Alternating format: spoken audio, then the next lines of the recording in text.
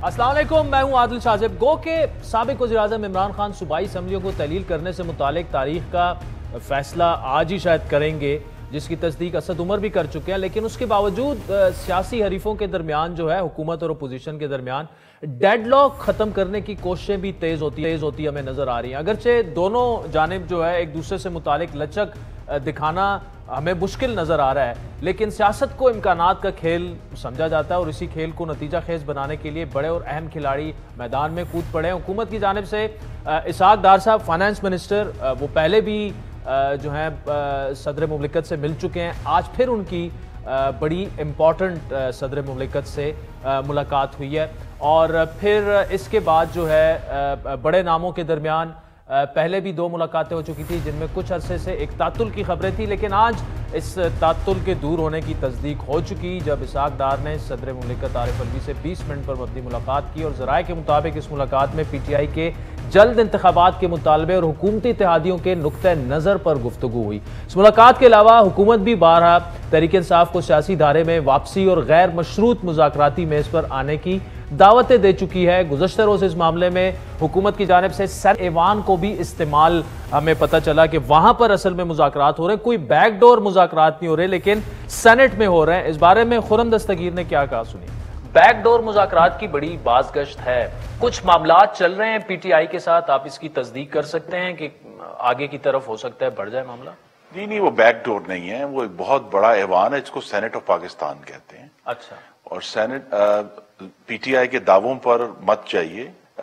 जिन पार्टियों को वो चोर और गद्दार कहते हैं, उनके साथ सेनेट में वो पूरी तरह बराजमान है और उनकी कार्रवाई में शिरकत करते हैं। ये गुफ्तगू वहां हुई होगी जी, तो सेनेट में जाहिर है तमाम पार्टियां मौजूद हैं, तो वो एक पार्लियामान का एक जो है वो बालाई चेंबर है, तो वहां तमाम सियासतदानों की आपस में गुफ्तगू होगी, तो वहां एक कनेक्शन का रास्ता मौजूद है सेनेट के अंदर, जिसको अगर तो PDM और चाहें PTI की जो लीडरशिप है उसको बाकायदा तौर पर इस्तेमाल भी किया जा सकता है। और इसी कनेक्शन के इस्तेमाल की मिसाल आज सामने आई जब इसहाक डार से मुलाकात के बाद सेनेट के चेयरमैन सादिक संजरानी की भी आरिफ अलवी से मुलाकात हुई। गो के हुकूमत और PTI में शामिल संजीदा हल्के इस राब्ताकारी को पूरी तरह तकवीत दे रहे हैं, लेकिन इन दोनों हरीफों को अंदरूनी चैलेंजेस भी दरपेश हैं। हुकूमत की बात की जाए, सबसे बढ़कर हुकूमत इत्तेहादी मौलाना फजलुर रहमान किसी भी तरह इमरान खान से मुज़ाकरात के हक में नहीं है। शहबाज शरीफ साहब से उन्होंने कल मुलाकात की और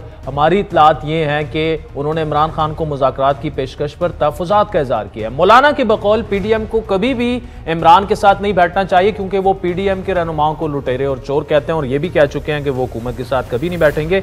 डॉन की खबर के मुताबिक प्राइम मिनिस्टर शहबाज शरीफ ने PDM के सरबराह को यह बताया कि हुक्मरान इत्तेहाद के रहनुमा बशमूल साबिक सदर आसिफ अली जरदारी का मानना है कि इमरान खान पंजाब और KP की असम्बलियां तहलील नहीं करेंगे और वो हुकूमत से मुज़ाकरात चाहते हैं। और वो इसलिए भी जरदारी साहब की बात में वजन है कि चौधरी परवेज इलाही साहब तो बड़ा कैटेगोरिकली इमरान खान साहब को बता चुके हैं कि मार्च तक वो असम्बली तहलील ही नहीं कर सकते। इस बारे में तहरीक इंसाफ के रहनुमा गुलाम सरवर खान ने कल चौधरी साहिबान से क्या गिला किया, सुनिए। ये बयान कि जनरल बाजवा डबल गेम खेल रहे थे, फिर मोनस इलाही तो यहां तक कह गए, परवेज इलाही साहब भी, कि जनरल बाजवा के कहने पर PTI के साथ उन्होंने पंजाब हुकूमत जो है वो रहने दी, बचाई आपकी हुकूमत। ये भी तो फैक्ट है ना। मैं इस कंट्रोवर्सी में नहीं पढ़ना चाहता और यहाँ तक चौधरी बरादरान, चौधरी साहिबान को भी नहीं जाना चाहिए था जहां तक वो चले गए हैं। यहां तक उनको नहीं जाना चाहिए था जहां तक वो चले गए हैं। बल्कि गुलाम सरवर खान ने एक और अहम बात भी की कि परवेज इलाही साहब जो ये कह रहे हैं कि जनरल बाजवा के कहने पे उन्होंने हिमायत की PTI की, पंजाब में हुकूमत बनाई, वो उससे उन्होंने डिसएग्री किया। बाकी क्या हो रहा है, लेकिन एक और दिलचस्प बात जो मैं भूलना नहीं चाहता, उसकी वजह यह कि एक तरफ पंजाब असम्बली डिसॉल्व की जा रही है, लेकिन आज तहरीक इंसाफ के एक रहनुमा ख्याल अहमद कासू ने बतौर सूबाई वजीर वहाँ पे हल्फ भी ले लिया। तो अगर आज आप असम्बली डिसॉल्व करने जा रहे हैं, जिस तरह तहरीक इंसाफ दावा कर रही है, तो फिर दोपहर में आपके एक बंदे ने कैसे वजीर का हल्फ लिया? और खान साहब इस मामले से बिल्कुल लाइल्म है। गुफ्तगू करेंगे इन तमाम मामलात पर। वज़ीर-ए-आज़म के मुआविन ख़ुसूसी और तर्जुमान फहद हुसैन साहब हमारे साथ मौजूद है। फहद साहब, वेलकम टू द शो। آج خبر دیں گے یا خبر مجھ سے نکالنی ہے؟ آپ نے ساری خبریں تو اپنے ابتدائیے میں دے دی ہیں. اس کے بعد کچھ رہ ہی نہیں گیا. اس کے بعد مجھے آپ کا انٹرویو کرنا چاہیے کہ آپ مجھے یہ بتائیں کہ اس ساری ابتدائیے کے بعد کوئی جواز رہ گیا بات کرنے کا؟ کیا جواز ہے آپ مجھے بتائیں. نہیں آپ سے خبر نکلوانی ہے نا. اصل میں تو دیکھیں میں نے تو صرف یہ ڈاٹس اب آپ نے کنیکٹ کرنے ہیں جو میں نے آپ کو بتا دی. پنجاب میں کیا ہو رہا ہے؟ ویسے آپ کا تجزیہ بھی بڑا اچھا ہوتا ہے لیکن آپ تو ابھی ترجمان بھی ہیں. کیا وزیر اعظم صاحب یہ سمجھتے ہیں کہ پرویز الہی صاحب اسمبلی تحلیل کر دیں گے پنجاب؟ اچھا خبر آپ کے پاس پہلے ہوتی ہے, آپ میرے جیسے لوگوں نے صرف کنفرم کراتے ہیں, یہ تو مجھے سمجھ آ گئی ہے. آن ایئر کنفرمیشن چاہیے آف ایئر آپ کے پاس خبر ہوتی ہے. اچھا دیکھیے بالکل کلیئر ہو گیا ہے کہ پنجاب میں پاکستان تحریک انصاف کے اندر پھوٹ پڑی ہوئی ہے, یا جو ان کا جو ایک کولیشن گورنمنٹ ہے اس میں ایک پھوٹ پڑی ہوئی ہے, وہ نظر آ رہا ہے. چاہے وہ آج کے وزیر کی حلف برداری ہو, چاہے پرویز الہی صاحب کے انٹرویوز ہوں, چاہے پی ٹی آئی کے مختلف وزراء کے جو ریئیکشنز ہوں, جس کا آپ نے بھی ابھی دکھایا, تو معاملہ یہ ہے کہ جنگ ادھر چھڑ گئی ہے. ہم تو یا فٹ بال دیکھ کے ورلڈ کپ دیکھ رہے ہیں, یا یہ ادھر جو فٹ بال پنجاب میں جو ورلڈ کپ ہو رہا ہے سائڈ پہ بیٹھ کے انجوائے کر رہے ہیں, پاپ کارن کھا رہے ہیں. ہمیں کیا کرنے کی ویسے مطلب حکومتی حلقوں میں کیا سوچ ہے کہ کیا سمجھ نہیں آ رہی کہ آپ نے ایک ایسے بندے کو سی ایم بنایا جس کی 10 سیٹیں تھیں, وہ اب آپ کی بات نہیں مان رہا, اور آپ اپنی پارٹی میں یہ کہہ رہے ہیں کہ اتحادیوں کی بعض دفعہ باتیں جو ہیں وہ برداشت کر لینی چاہیے. کیا مجبوری ہو سکتی ہے تحریک انصاف کی؟ حکومت کیا سمجھتی ہے کیا مجبوری؟ کیونکہ اب تو نیوٹرلٹی تو آ گئی ہے, تو وہاں سے تو کوئی پریشر ہوگا نہیں, پھر کیا مجبوری ہو سکتی ہے؟ دیکھیے خان صاحب کی فیصلہ سازی غلط ہو گئی ہے. انہوں نے سچویشن کو ٹھیک ریڈ نہیں کیا. انہوں نے سمجھا کہ میں کریز کے باہر نکل کے بلہ گھماتا رہوں گا نا تو ہر بال بلے پہ آتی رہے گی, اور جو وہ جو باؤنڈری ہے نا جو سب سے لمبی والی ہے اس کے باہر جاتی رہے گی, بلکہ 1-2 بالیں تو اسٹیڈیم کی چھت پہ بھی جائیں گی. ایسا نہیں ہوتا. غلط مس کیوں ہوا ہے, جو سٹمپنگز ہوئی ہیں, کاؤنٹ بیہائنڈز ہوئے ہیں. اب صورتحال یہ ہے کہ خان صاحب 6-7 مہینے کا شور شرابہ کرنے کے بعد اپنی کولیشن کو سنبھالتے پھر رہے ہیں, جہاں پہ وہ نکلے تھے جلدی الیکشن کرانے کے لیے. اب یہ جو صورتحال ہے اس میں نہ انہوں نے اپنے اتحادی کو صحیح ریڈ کیا اور ٹریٹ کیا, نہ انہوں نے گورنمنٹ کو صحیح ریڈ کیا اور ٹریٹ کیا, اور نہ ہی انہوں نے اسٹیبلشمنٹ کو صحیح ریڈ کیا اور ٹریٹ کیا. تینوں جگہ گڑبڑ ہوئی ہے. پہلے 2 جگہ جو ہے وہ شکست کھائی, اب اپنے اتحادی کے ہاتھ شکست کھا رہے ہیں. تو یہ گڑبڑ پولیٹیکل ڈیسیشن میکنگ میں ہو گئی ہے گڑبڑ. اب اس صورتحال میں جو آپ کا مرکزی نقطہ تھا اپنے بڑے ہی اچھے ابتدائیے میں کہ بات چیت ہو رہی ہے, آپ مجھے بتائیں جو گورنمنٹ جب یہ سب کچھ دیکھ رہی ہو اس کا کیا انٹرسٹ ہے بات چیت میں؟ وہ کیا بات کرے گی؟ وہ ہاں یہ بات کرے گی کہ آئیں ایسا کرتے ہیں الیکشن کی اصلاحات کر لیتے ہیں, لیکن کیا وہ اس معاملے پہ یہ بات کرے گی کہ ہم آپ کو جلدی الیکشن دیں گے؟ کیوں کرے گی؟ کوئی وجہ نہیں, کوئی وجہ آپ کو نظر. لیکن یہ جو پولیٹیکل ایک پولرائزیشن جو فاصلہ ایک سیاسی عدم استحکام نظر آ رہا ہے, وہ پھر کیوں کم ہوتا نظر نہیں آ رہا؟ اور پھر بعض اینالسٹ, انڈیپینڈنٹ جرنلسٹ, بعض وہ یہ بھی بلیو کرتے ہیں کہ یار آلدو اس وقت ملک اکنامکلی اور باقی سندھ اور بلوچستان میں سیلابی حالات کی وجہ سے ہم الیکشن کی متعمل شاید 5-6 مہینے ویسے بھی نہ ہو, لیکن یہ پولرائزیشن پھر کیسے ختم ہوگی؟ آپ نے ان کو انگیج کرنا ہے اور گورنمنٹ پر زیادہ ذمہ داری آتی ہے, دیکھیے خصوصاً جب تحریک انصاف پوزیشن میں ہو. پولرائزیشن ختم کرنے کا جو معاملہ ہے وہ تو یہی ہے کہ عادل میں یہاں پہ سب سے زیادہ شور مچا رہا ہوں اس کمرے میں, طوفان بدتمیزی میں نے کھڑا کیا ہوا ہے, اور پھر میں آپ سے سوال کر رہا ہوں کہ عادل یہ شور کیسے کم کرے؟ بھائی اس کا ایک آسان طریقہ ہے, آپ خود وہ زیادہ یہ تو اسحاق ڈار صاحب کی ملاقات ہے, پھر ان کی سنجرانی صاحب سے, should we read too much into it؟ نہیں دیکھیں یہ وہ بات ہے جو گورنمنٹ کو کرنی چاہیے. گورنمنٹ, یہ بات آپ کی بالکل 100% درست ہے کہ اسٹیبلٹی گورنمنٹ کو سوٹ کرتی ہے, لیکن جب کہ جی اپوزیشن نے جو ہے وہ عدم استحکام پیدا کرنا ہے اور پھر یہ شکایت کرنی ہے کہ عدم استحکام ہو رہا ہے, تو پھر آپ نے اپوزیشن سے پوچھنا ہے کہ بھائی آپ کی وجہ سے ہی تو ہو رہا ہے. جو یہ بات چیت کا سلسلہ ہے, چاہے وہ صدر عارف الوی سے ملاقاتیں ہوں, چاہے وہ کوئی اور ہو, یہ گورنمنٹ کی ذمہ داری بنتی ہے. اور وہ ذمہ داری کیا ہے؟ وہ یہ ہے کہ ان دوسری سائڈ کو باور کرانا کہ دیکھیے آپ کی صورتحال آپ کے سامنے ہے, آپ جو کچھ چاہ رہے تھے وہ نہیں ہوا, چلے کوئی نہیں, کرکٹ میں اور سیاست میں ہار اور جیت ہوتی رہتی ہے, آپ کی سیاست پٹ گئی, کوئی مسئلہ نہیں. اب کیا کرنا ہے؟ اب آئیں واپس آئیں, late sit down across the table, جس طرح میں اور آپ بیٹھے ہیں, آئیں آپ کو خان صاحب, آئیں آپ کو گرم کافی کا ایک کپ پلاتے ہیں اور اس پہ بات کر لیتے ہیں کہ کیا کرنا ہے. کچھ آپ دیں گے, کچھ ہم دیں گے, الیکشن ہوگا ٹائم پہ, اس کے علاوہ جو مرضی بات کرنی ہے 100 بسم اللہ. کل خرم دستگیر صاحب نے ایک بڑی اہم بات کی جو اسی وقت مجھے اس کا اندازہ بھی ہوا کہ یہ تو کافی ہیوی بات کر گئے کہ یار تحریک انصاف کو آپ کو دینے کے لیے کیا ہے؟ آپ تو الیکشن دے سکتے ہیں, آپ کو دینے کے لیے کیا ہے؟ ہمیں دینے کو یہ ہے کہ آپ نے ابھی کہا نا کہ کچھ بالکل کچھ دیکھیں, کیا فری فیئر اور ٹرانسپیرنٹ الیکشن ہم سب کے انٹرسٹ میں ہے, ٹھیک, سب کے انٹرسٹ میں, پی ٹی آئی کے انٹرسٹ میں ہے. اگر وہ جو یہ دھوم دھڑکا مچا رہے ہیں کہ جی ہم نے آج 2/3 لے کے آنا ہے, فری اینڈ فیئر الیکشن ہوگا تو معلوم ہوگا. وہ فری اینڈ فیئر الیکشن تبھی ہو سکتا ہے اور ٹرانسپیرنٹ الیکشن جو سب کو ایکسیپٹیبل ہو جب تمام جماعتیں بشمول پی ٹی آئی آپس میں بیٹھ کر رولز آف دا گیم کا فیصلہ کریں. یہ ضروری ہے, وہ انتہائی ضروری ہے, ملک کے لیے بھی ضروری ہے, اس کے لیے بھی ضروری ہے, اور پی ٹی آئی کے لیے بھی ضروری ہے. ایک اور چیز ملک کے لیے بڑی ضروری ہے جو ایک بڑا تیزی سے ایک بیانیہ سوشل میڈیا پر بھی آ رہا ہے اور مختلف کچھ پروگرامز بھی میں نے اس پہ دیکھے, میں نے خود بھی اس معاملے پہ 2-3 پروگرامز کیے. معیشت کی بات کر رہے ہیں کہ جی پاکستان خدا نہ خواستہ عنقریب ڈیفالٹ ہونے جا رہا ہے. اب فاضل صاحب ہم تو ہر فرسٹ کو اپنی سیلری کا انتظار کرتے ہیں اور پھر آپ کو پتہ ہے معاملات کس طرح آگے پیچھے ہو جاتے ہیں. تو خدا نہ خواستہ یہ جو کیمرہ مین ہے ہمارے, یہ سارے, ان کا ایک کنسرن یہ بھی ہے کہ 6-7 مہینوں میں پی ڈی ایم نے وہ کیا کہ آپ نے, ٹھیک ہے آپ تو یہ کہیں گے کہ 3-4 سال کا گن تھا, وہ اتنی جلدی صاف نہیں ہوگا, لیکن کچھ تو سٹیبلٹی نظر آنی چاہیے جو ریفلیکٹ نہیں ہو رہا آپ لوگوں کی کارکردگی سے. دیکھیے وہ 3-4 سال کی تو کہ جی وہ اتنا پیچھے 4 سال وہ گن کر کے گئے ہیں, ہم اس کی صفائی کر رہے ہیں, وہ بات ایک تقریباً ایک دقیانوسی سی بات ہو گئی ہے. لیکن اس لیے میں وہ بات نہیں کروں گا جی, کیونکہ اگر میں آپ کی جگہ ہوتا تو میں بھی آپ سے کہتا کہ یار یہ تو سارے بولتے ہیں.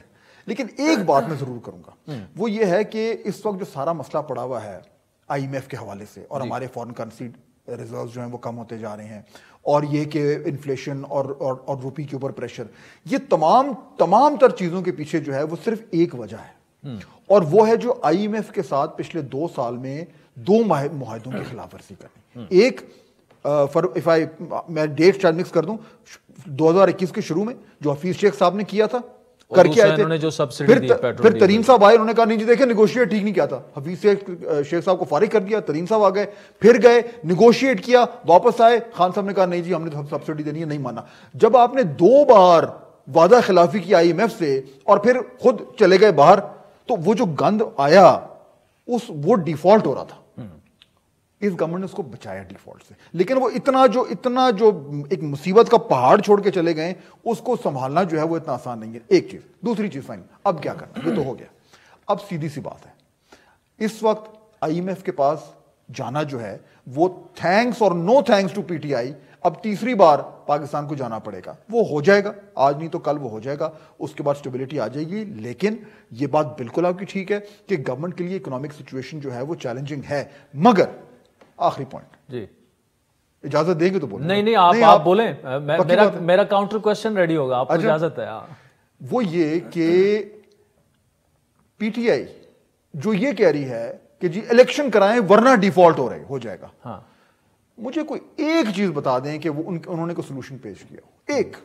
کوئی ایک ان کے پاس پتہ نہیں سولوشن ہے نا, کتنے فائنانس منسٹرز سولوشن ہے کیا, عمران خان صاحب کو دوبارہ پرائم منسٹر نہیں, پھر کیا کریں گے. نہیں ان کے پاس تو سولوشن ہے نا, یہی تو دیکھیں ان کے پاس, وہ تو کہتے ہیں ہم بالکل ہمیں قائم نہیں کرنے دیا گیا 3.5 سال, ورنہ 50 لاکھ گھر بن جاتے, 2 کروڑ 3.5 سال 5.5 فائنانس منسٹر یا 4.5 فائنانس منسٹر, اور you turn per you turn, 6 ماہ میں 2 تو آپ بھی بدلا چکے. وہی سولوشن, وہ ایوریج ویسے وہ ایوریج آپ کی جو ہے نا وہ ان سے بری ہے. کیا سولوشن؟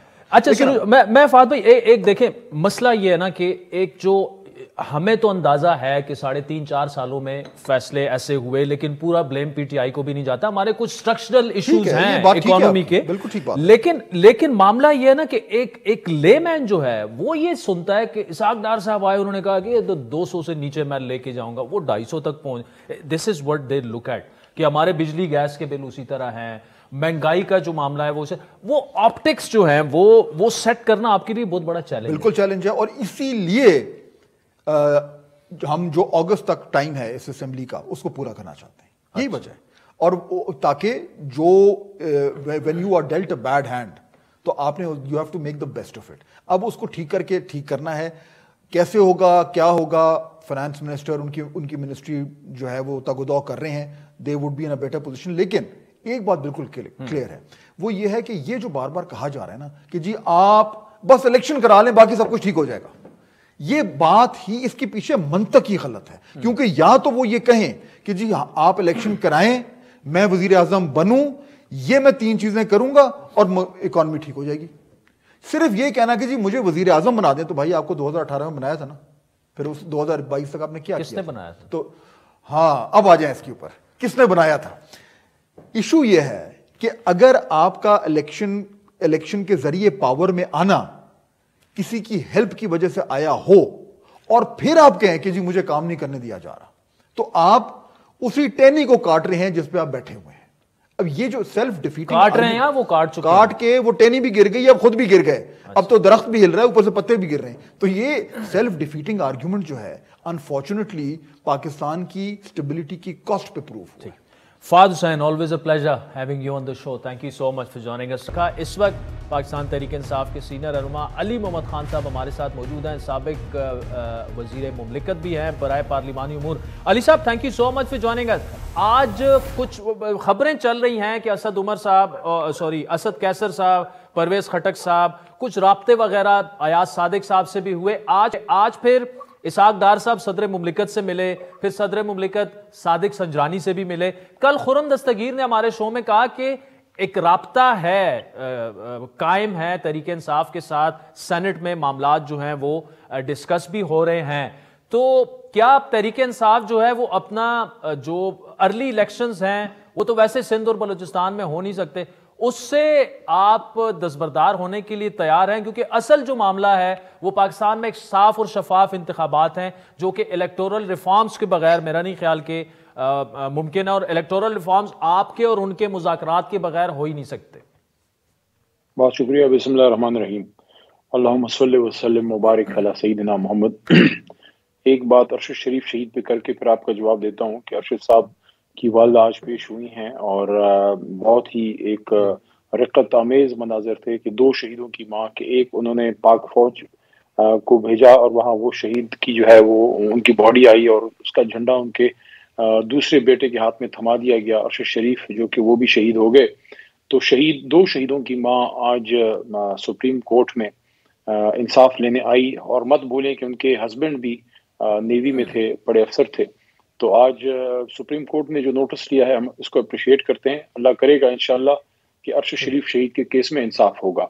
देखें ये जो आप इंशाल्लाह इंसाफ होगा। अली साहब, मैं एक सिंपल से ऐड कर दूं, हम इस पर तफसीली गुफ्तगू कर रहे हैं आपके बाद पूरा सेगमेंट जो आज की समात है और अरशद शरीफ मरहूम पर, आप अपना जवाब कंटिन्यू कीजिए।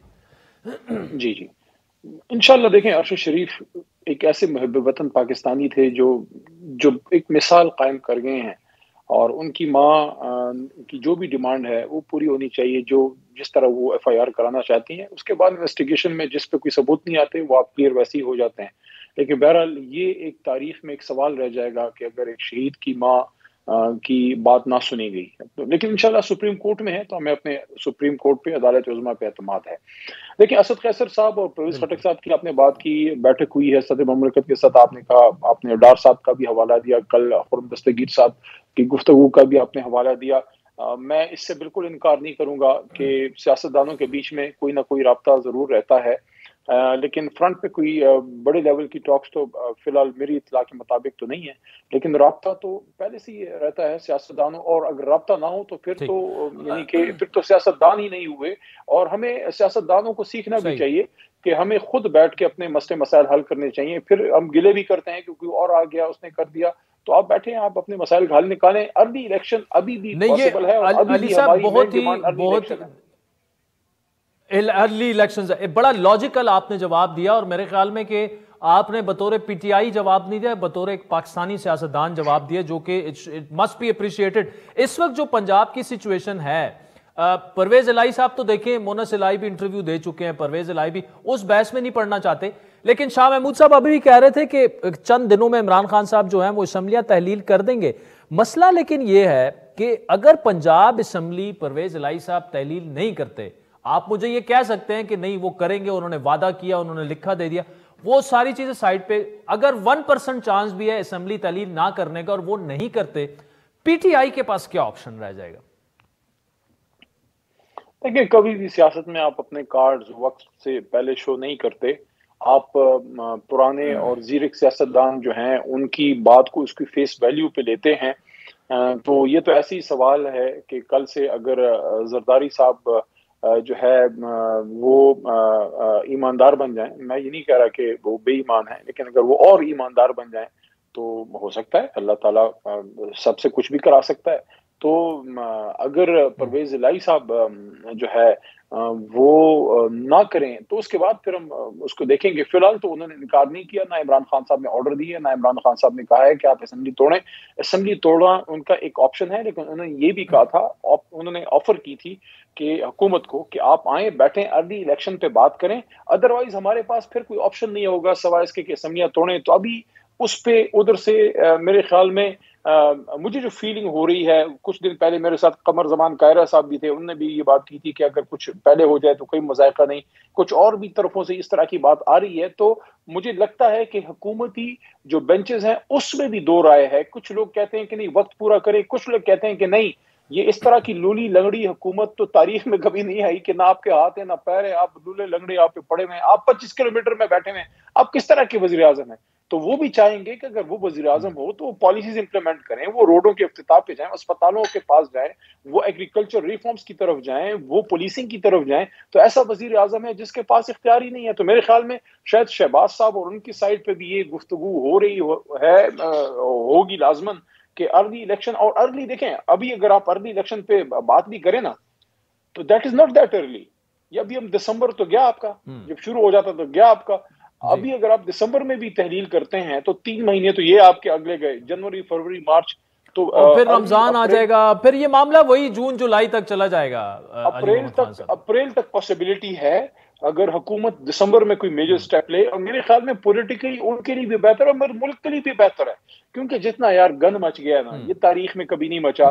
اور میں سمجھتا ہوں کہ اس ملک کا ہم علی صاحب آپ کے جواب سے یہ اخذ کیا جائے کہ خان صاحب نے جو اسمبلیاں تحلیل کرنے کا اعلان کیا تھا فی الحال وہ معاملہ جو ہے وہ پاز ہو چکا ہے اور ویٹ کیا جا رہا ہے کہ جو انہوں نے آپ رات کی آفر کی اور کچھ رابطے وغیرہ ہو بھی رہے ہیں, تو اگر مذاکرات شروع ہو جاتے ہیں تو پھر تو obviously اسمبلیاں آپ نہیں تحلیل کریں گے, لیکن اگر نہیں ہوتے تو پھر تحلیل کرنا پڑیں گے. تو فی الحال وہ تحلیل والا معاملہ پاز ہے, چند دن ویٹ کریں گے آپ. آپ میرے منہ میں اپنے الفاظ نہ ڈالے نا, لیکن میں اس کو اس طرح سے میں سر سوال کر رہا ہوں علی صاحب. Let me put it this way کہ the dissolution of assemblies was not the end, it is a means towards the end. مقصد منزل اسمبلی تحلیل نہیں ہے, مقصد ارلی الیکشن ہے, جنرل الیکشن کال کرانا ہے. آپ نے یہ ڈیزولوشن کا ایک آپشن رکھا ہے, اگر اس کے بغیر گفتگو کے ذریعے حکومت راضی ہو جاتی ہے کہ ٹھیک ہے ہم ارلی الیکشن کی طرف جاتے ہیں, تو ہمارے پشتوں میں ضرب المثل ہے تو اگر آپ گفتگو سے مسئلہ حل ہو جاتا ہے تو ٹھیک ہے, ادروائز پھر آپ نے اسمبلی تحلیل کر کے 66% پاکستان میں چیف الیکشن کمشنر صاحب کمر کسیں کمر باندھیں اور تیار ہوں. آج انہوں نے ویسے کہا بھی کہ ہم تیار ہیں الیکشن کے لیے. ویسے علی صاحب میرا سوال تو آپ نے خود وہی بات کر دی ہے, میں نے آپ کے منہ میں نہیں ڈالی, لیکن آپ نے وہی کر دی ہے کہ مذاکرات اب ہو رہے ہیں تو اسمبلی فی الحال تو پھر آپ نہیں تحلیل کریں گے نا, ظاہری بات ہے. دیکھیں اگر حکومت کی طرف سے نو ہے کہ نہیں ہم نے کسی بھی صورت میں ارلی الیکشن نہیں کال کرنا, تو بھائی پھر پنجاب اور کے پی کے لیے تیار ہو جائیں. 66% پاکستان یہ ہے, ادھر سے انشاءاللہ 2/3 میں ہم آ جائیں گے. اس کے بعد جنرل الیکشن میں کیئر ٹیکر نہیں ہوگا, پھر ادھر دونوں صوبوں میں ہماری حکومت ہوگی, پھر آپ 5 سال روئیں گے. میرا مشورہ یہ رونا دھونا چھوڑیں, آئیں سنجیدہ لوگوں کی طرح بیٹھیں, بغیر ڈنڈے کے بیٹھیں, اور سیاستدان بغیر ڈنڈے کے گفتگو سے اس مسئلے کا حل نکالیں. اور اس میں انیشیٹو عمران خان صاحب نے لے لیا ہے, کریڈٹ عمران خان صاحب کو جاتا ہے بجائے اس کے کہ حکومت یہ کریڈٹ لیتی. خان صاحب نے کہا ہے کہ آپ ارلی الیکشن پہ ہمارے ساتھ مذاکرات کریں, باقی چیزوں پہ مذاکرات کی دعوت نہیں دی. وہ تو جب حکومت بنے گی اس کے بعد پھر باتیں ہوں گی. ارلی الیکشن پہ بات کریں, ادروائز پھر ڈیزولوشن کے لیے تیار ہو جائیں. چلیں, علی محمد خان صاحب thank you so much for joining. Supreme court کے سوموٹو لینے کے بعد سے ارشد شریف قتل کیس کی کارروائی میں تیزی دیکھنے میں آئی ہے اور نئے انکشافات بھی سامنے آ رہے ہیں. آج دوسرے روز کیس کی سماعت ہوئی تو سپریم کورٹ نے سینئر صحافی اور اینکر پرسن ارشد شریف قتل کیس میں اسلام آباد پولیس کی قائم مشترکہ تحقیقاتی ٹیم مسترد کرتے ہوئے ISI، پولیس، IB اور FIA کے نمائندوں پر مشتمل نئی خصوصی JIT جو ہے وہ تشکیل دینے کے احکامات جاری کیے۔ چیف جسٹس نے ریمارکس دیے کہ چاہتے ہیں کہ تفتیش سینئر اور آزاد افسران سے کرائی جائے۔ JIT ارکان جو ہے وہ معاملہ فہم اور دوسرے ملک سے شواہد لانے کے ماہر ہونے چاہیے۔ اقوام متحدہ سمیت عالمی اداروں سے بھی معاونت ضروری ہو تو وزارت خارجہ معاونت کرے۔ ساتھ ہی ساتھ ارشد شریف کے اہل خانہ سے تمام معلومات شیئر کرنے کی ہدایات بھی معزز عدالت نے جاری کی۔ چیف جسٹس آف پاکستان نے ان کی سربراہی میں جسٹس اعجاز الحسن، جسٹس جمال مندوخیل، جسٹس سید مظاہر، علی اکبر نقوی اور جسٹس محمد علی مظہر پر مشتمل لارجر بینچ نے کیس کی سماعت کی۔ سماعت ارشد شریف کے بہیمانہ قتل کے آغاز کی جو تحقیقات ہیں اس سے متعلق فیکٹ فائنڈنگ کمیٹی کی رپورٹ وہ سپریم کورٹ میں جمع کرا دی گئی تھی کل، جس پر چیف جسٹس نے فیکٹ فائنڈنگ کمیٹی کے کام کو قابل ستائش قرار دیا۔ ایڈیشنل اٹارنی جنرل نے عدالت کو بتایا کہ کینیا کے حکام سے تحقیقاتی ٹیم نے معلومات حاصل کی، فائرنگ کرنے والے 3 اہلکاروں سے ملاقات بھی کروائی گئی، چوتھے اہلکار کے زخمی ہونے کے باعث ملاقات نہیں کرائی گئی۔ کینیا میں متعلقہ وزیر اور سیکرٹری کابینہ سے ملاقات کی کوششیں کر رہے ہیں، یہ بھی بتایا گیا۔ سپریم کورٹ میں جمع کرائی گئی فیکٹ فائنڈنگ کمیٹی کی رپورٹ میں انکشاف کیا گیا کہ یہ قتل غلطی نہیں بلکہ مکمل منصوبہ بندی کی بنیاد پر کیا گیا، جبکہ ارشد شریف کے قتل میں کینیا کے JSU کے اہلکار استعمال ہوئے جن پر مالی یا جبری دباؤ تھا۔ DG FIA اور DG IB کے دستخط کے ساتھ جمع کرائی گئی فیکٹ فائنڈنگ کمیٹی کی 592 صفحات پر مشتمل رپورٹ میں بتایا گیا ہے کہ ارشد شریف کی پاکستان چھوڑنے کی وجوہات مختلف اضلاع میں مقدمات تھے، جبکہ انہوں نے UAE حکام کے دباؤ پر دبئی چھوڑا۔ رپورٹ کے مطابق کینیا پولیس نے قتل کی تحقیقات میں کوئی معاونت نہیں کی، ساتھ ہی کینیا کی JSU پولیس کے بیان میں تضادات ہیں اور ان پر یقین نہیں کیا جا سکتا۔ رپورٹ میں اہم بات یہ بھی کہی گئی ہے کہ کیس میں کئی غیر ملکی شخصیات کا کردار اہمیت کا حامل ہے۔ ارشد شریف کے کینیا میں میزبان خرم اور وقار کا کردار اس معاملے میں اہم اور مزید تحقیق طلب ہے۔ رپورٹ مزید بتاتی ہے کہ وقار احمد کمیٹی کے سوالات کا تسلی بخش جواب نہ دے سکے۔ گاڑی چلانے والے خرم کے بیانات تضاد سے بھرپور ہیں، دونوں افراد مطلوبہ معلومات دینے سے ہچکچا رہے ہیں۔ فیکٹ فائنڈنگ رپورٹ میں یہ بھی کہا گیا ہے کہ ارشد شریف پر چلائی گئی گولیوں کی ٹریجیکٹری کو بھی تفصیل سے بیان کیا گیا ہے، جو کہ یہ بتاتی ہیں کہ ارشد شریف کے سینے میں لگنے والی گولی کی ٹریجیکٹری فائرنگ پیٹرن سے نہیں ملتی۔ ارشد شریف کو ایک گولی کمر کے اوپر والے حصے میں لگی، اس سے آنے والے زخم سے یہ اندازہ لگانا مشکل نہیں کہ گولی قریب سے چلائی گئی۔ جس اینگل سے گولی چلی اس سے گاڑی کی سیٹ میں بھی سوراخ ہونا چاہیے تھا، لیکن ارشد شریف کی سیٹ پر گولی کا کوئی نشان نہیں۔ کمر پر لگنے والی گولی واقعے کو مشتبہ بناتی ہے، تاہم اس بات کے ٹھوس شواہد نہیں کہ ارشد شریف پر قتل سے پہلے تشدد کیا گیا۔ رپورٹ میں خدشہ ظاہر کیا گیا ہے کہ FIR کے اندراج میں قانونی طریقوں کو پورا نہیں کیا گیا۔ ساتھ ہی فیصل واڑہ کے حوالے سے رپورٹ میں اہم بات یہ کی گئی ہے کہ انہوں نے فیکٹ فائنڈنگ کمیٹی کو نہ شواہد دیے نہ ہی بیان کچھ جمع کرائے۔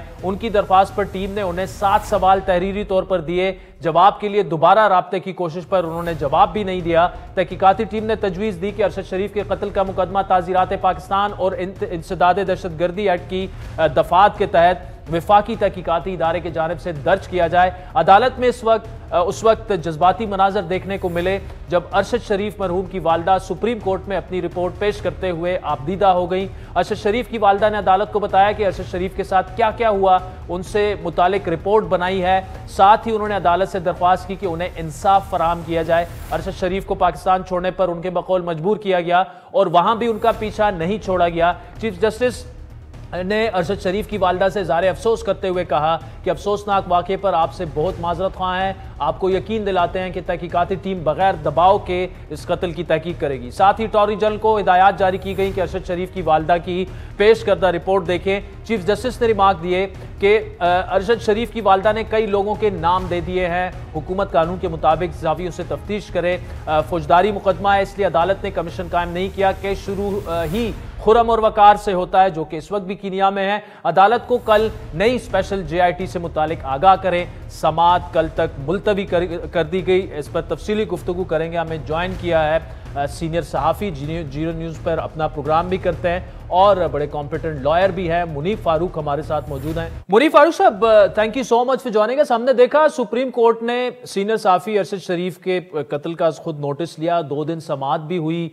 क्या आप समझते हैं कि फैमिली को जो है वो इंसाफ मिलता नजर आ रहा है, या इंसाफ के तकाजे पूरे हुए हैं? FIR भी दर्ज हो चुकी है, कुछ कंसर्न्स हैं फैमिली के, लेकिन ओवरऑल एटलीस्ट मतलब 44-45 दिन बाद, लेकिन कम से कम खुद नोटिस तो ले लिया गया।